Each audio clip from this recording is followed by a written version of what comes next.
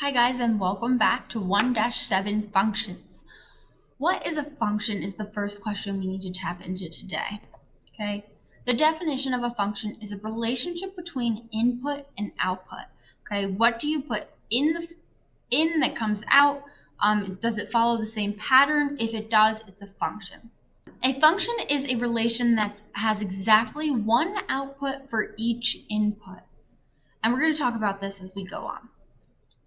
So if you remember yesterday, we did relation, and we did tables, graphs, and mapping. So these are all relations, and they're all displayed in different ways. Not all relations are functions, however, these four are. So we're going to talk about the difference today between when we have a relation and it is a function, and when we have a relation and it isn't a function. Is it a function when looking at a relation? Let's check it out. So here's our first example. This is a function, and this is not a function. But why? In this function, the x values do not repeat. Remember, these are x, y, all your x's come first, and your y's come next. So your x's here are 1, -2, 0, and -1. So we don't have any that are the same number. So because they don't repeat, that makes this a function. Over here, we have 3, -2, -2, and 1. Because we have those two repeating x values that do repeat, that makes this not a function. How about when looking at a table? Okay, well, this one does work and this one doesn't work, but why? Well, each x value has only one y value, so that's good. This x value 1 only has 1 paired up with it. There's no other thing that 1 is paired up with. 2 is only paired up with 4, it's not paired up with anything else. 0 is only paired up with 3, it's not paired up with anything else. And -1 is paired up with 3 and not anything else. The x values do not repeat, so there's nothing repeating in this column. It's okay that the y's repeat, but it's not okay if the x's repeat. So this one is good to go. So why doesn't this one work? I've highlighted it right here for you. We've got repeating x's. So our x value of -2 is paired with two y values. We have the same x value and it's paired with 4 and 3. We could just say that the x value repeats. We have repeating in the x column. We have two -2's, which makes this not a function. How about when looking at mapping? We've got this mapping over here. This is a function, good to go, and this is not. This function, each x value has one y value, or one arrow is drawn from each x value. So over here, every x value only has one arrow coming out of it. It's okay that the y value has two pointing to it, but what matters is that the x value only has one coming out of it. Okay. On the other side, we have no. This is not a function. Why not? Well, because we have this 2 here that has two arrows coming out of it. The x value of -2 maps onto 3 and 4. And in order to be a function, it can only map onto 1. Each x value has to correspond with 1. It can't correspond with 2 or more at all. So that makes this not a function. And the last version we want to look at is a graph. Okay, this one passes the test and this one does not. Let's figure out why. There's something called the vertical line test. So when a function passes the vertical line test, it's good to go, like this one here. So the vertical line test states anywhere you draw a line, it only passes through one point. Okay, so I drew this line here for you, and I'm just going to drag it across. So I drew this line here for you, and I'm just going to drag it across my graph really slowly. And you'll notice that right here we only hit one dot, and we'll keep going. Here we hit 1 point. Here we hit only 1 point. Here we hit a point. Everywhere else we don't hit anything. So there was nowhere where we passed through more than 1 point. So this passes the vertical line test. Now let's go over to our other one that's not a function. If I take my line, and you can use a pencil or anything, you use your finger, ruler, whatever you want.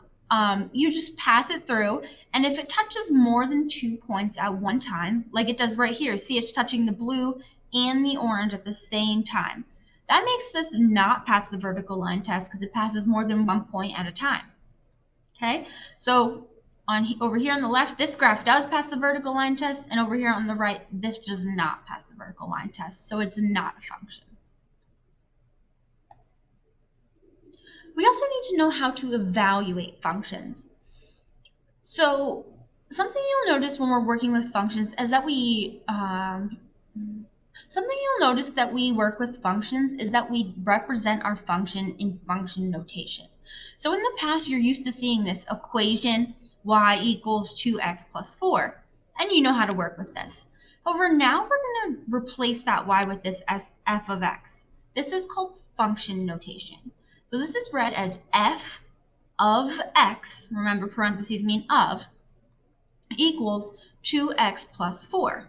Now, if I were to give you if x is equal to 6, you would know exactly what to do with this equation. You would say, okay, I already know I need to say y is equal to 2. Instead of x, I'm going to plug in 6 is plus 4. And then you would solve, okay? Well, 2 times 6 is 12, plus 4 is 16. Now you're going to get the same answer with function notation, but you're going to display it a little differently. So everywhere that there's an x, you're going to replace it with the 6. So I want f of 6 is equal to 2. And then I'm going to replace this x as well. 2 times 6 plus 4. So same thing's going to happen over here, okay? I'm going to rewrite my f of 6 is equal to 2 times 6 is 12, plus 4 is 16. Okay? The difference here is we have y equals 16, and you know that this is the answer. What's going on over here is you say, okay, I have f of 6 is equal to 16. And actually what this shows you is that it shows you the whole thing. It shows you exactly what you plugged in. You know that you plugged 6 into the f function and you received 16. So it kind of tells you a little bit more about what you did than a normal equation did. And you're going to see this a lot throughout the year now within this function notation like this. Okay, let's practice. Evaluate if f of x equals 3x minus 4 and g of x equals 2x squared minus 3. Notice that we have f of x and we have g of x. These are two different functions. And if you look at our questions down below, we have f of 2 and we have g of 2. So these both are going to be done in different functions. This is going to be done in the f function and this is going to be done in the g function. So we're going to go ahead and evaluate. So for this, I'm going to put f of 2 is equal to 3 instead of x. I'm putting 2 minus 4. And we're going to keep on just pushing down and evaluating. We're going to keep writing f of 2 every single time. 3 times 2 is 6 minus 4. And f of 2 is equal to 6 minus 4 is 2. I do want you to write every step because as we go on, you're going to notice that they get a little harder. Let's do g of 2 now. So g of 2, we're gonna plug 2 into g of x. So we've got g of 2, and remember we're plugging an x into everywhere there's an x. So we've got 2 instead of x. We're plugging in 2 squared minus 3 instead of x. We're plugging in 2. And now, please remember that you want to follow PEMDAS order of operations for all of this. This is the biggest place where kids mess up, as they forget to follow PEMDAS, and this is always going to apply whenever you're simplifying anything. So, parentheses, grouping, do we have any of that? No, but we do have exponents. So we've got g of 2 is equal to 2. 2 squared is 4 minus 3 times 2. And now we can do that. Multiplication from left to right. 2 times 4 is 8, minus 3 times 2 is 6, and g of 2 is equal to 2. Okay, we're going to keep on going. F of 3, negative 3. This time we're going to plug negative 3 into the f function. So we've got f of negative 3 is equal to 3 negative 3 minus 4. And simplify. Remember to keep on carrying down that f of negative 3. It's super important. It goes every step. 3 times negative 3 is negative 9 minus 4. And then we have f of negative 3 is equal to negative 9 minus 4 is negative 13. Number 4, g of negative 3. So we've got g of negative 3 is equal to 2 in parentheses negative 3 instead of x squared minus 3 instead of x negative 3. This is tricky here. So g of negative 3, remember we are following PEMDAS, so first we want to work on our exponents. We're going to leave that 2 there for now. Negative 3 squared. Negative 3 times the negative 3 by times itself is positive 9. Minus 3 times negative 3. Now we can do our multiplication. G of negative 3 is equal to 2 times 9 is 18. And negative 3 times negative 3 is a positive 9. And now g of negative 3 is equal to 27. We're going to head and do some more examples, ones that are a little more complicated. So here we have f of 2x. What this means is we want to take this 2x and we want to plug it in everywhere there's an x. So we're going to say f of 2x is equal to 3. Instead of x, we're going to plug in 2x minus 4.